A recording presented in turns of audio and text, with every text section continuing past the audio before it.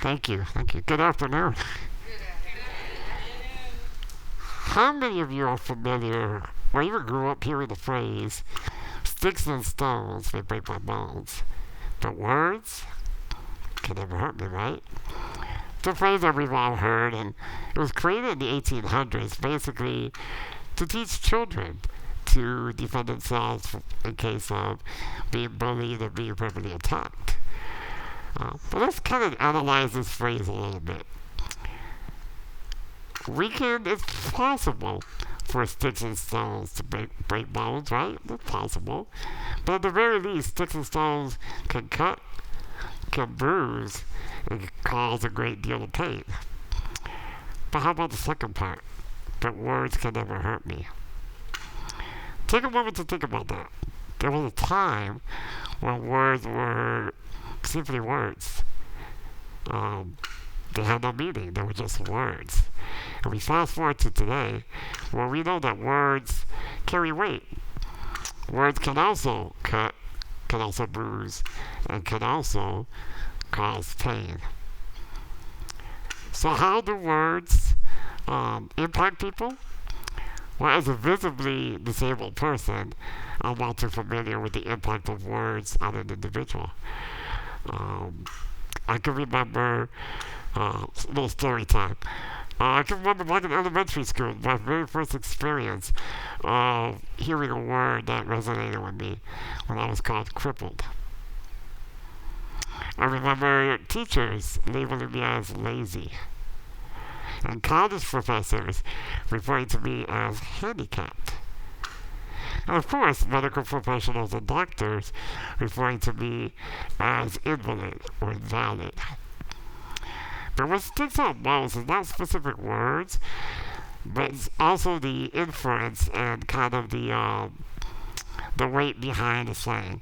So, for instance, I remember a long time ago I went shopping with my three daughters, and they were young at the time. And we're just shopping at a store, and a stranger comes up to me and asks me, "Are those your kids? Are those your kids?" As if to say, how are you their father? How do you have children? Sticks and stones, right? So we know words have a big influence on how people view individuals and groups, especially people with disabilities, right?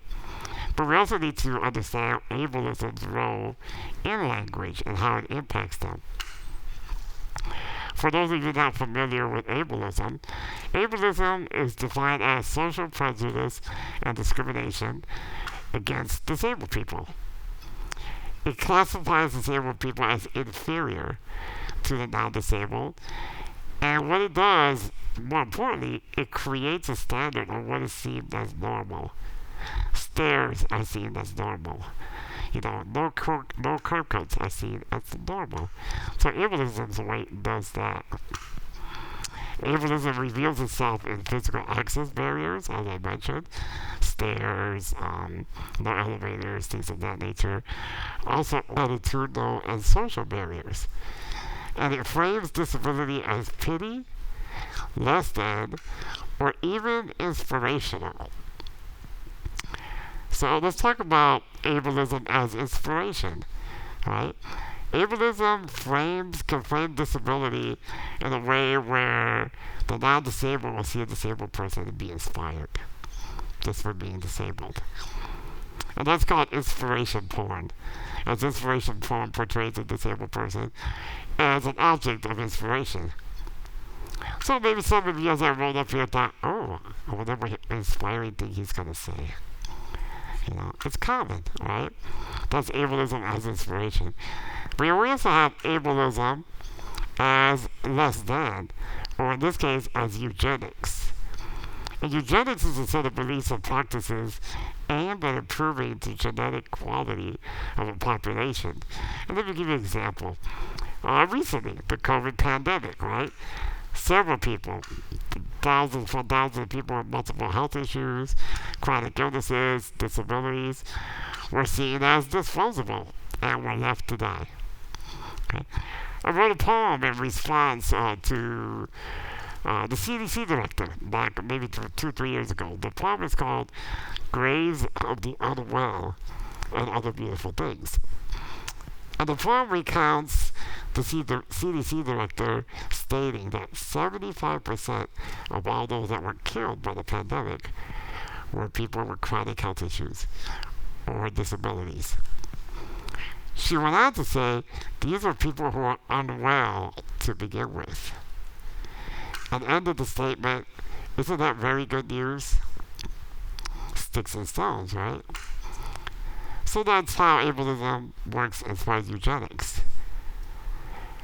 As far as how the impact of negative language on people with disabilities, as myself, how we take that on, well, we adopt those ideas of prejudices, and that's called internalized ableism, which often leads to low self-esteem, self-loathing, and a really distorted view of our disabled body-mind. Conversely, there's lateral ableism. And lateral ableism is when there's a bias against other people with disabilities, usually someone with a different disability. That's intentional or not intentional, but often involves dismissing or overlooking. So, for example, for me as a wheelchair user, I may be more concerned with stage access, or bathroom access, or a ramp, or an elevator. Someone who's deaf may be more concerned with communication and sign language interpreters. Someone who's blind may be more concerned with Braille, or digital technology. So because we're so focused on our own issues, we overlook the needs of our community members. So with that, we now know that ableism has an impact on how people view disabled people, but also on language, right? But there's a lot of terms that have been used throughout the decades, throughout centuries really, that really are antiquated, infantilizing, enforce stereotypes, and are really not representative of disability as a culture. And maybe some of these words you've heard or they resonate with you. How about handicapped? Crippled. But physically and mentally challenged. Here's one of my favorite ones. Special needs. Right? Special needs is a program, not a person. Okay? We also have words like idiot, psycho, crazy, the list goes on and on. But all those words are disparaging and don't really represent the community as a community. It's objectifying and infantilizing, etc. But with that, there's an evolution of identity and language within the disability community. There's been a shift from what used to be called the medical model of disability, where the focus was on illness, diagnosis, treatment. That shifted to the social model of disability, which focuses more on the personhood. Humanity and disability rights are more centered. To more recently, in the modern times, we look at the cultural aspect, the cultural model of disability, which really centers disability identity, disability culture, and disability justice principles, where there's an intersectional approach to it. And we look at the value of the person most affected. But how has evolution impacted the vocabulary of disability? Well, there are two ideologies of language within the disability community. There's people-first language, which places the person before the disability. It describes what a person has versus what a person is. So, for example, it's a person with a disability, right? It is, how should I say, it is a person who is deaf, a person who is blind, a child who has autism. But then we also have, I forgot this, identity-first language. And identity-first language positions disability as an identity category. It positions disability as cultural. So, for instance, it would be disabled person, deaf child, autistic woman. So we know pretty clearly that ableism will be with us forever, right? Foreseeably. And it will continue to impact how people view disability and the disability community, but it will also continue to impact language. But we also know that within the disability community, that will be confronted by new ideologies and terminology that will more embody and empower the disability community. I'd like to end on a poem that I wrote years ago. It's real short, real simple, but I think it speaks to the topic at hand. It's called I Am Not. I am not suffering with or bound to that. I am not afflicted with or handicapped. I am not look at him or wonder why. I am not bless you, sir, or special guy. I am not you poor thing, or what happened to. I am not poster child. I am not less than you. Thank you very much.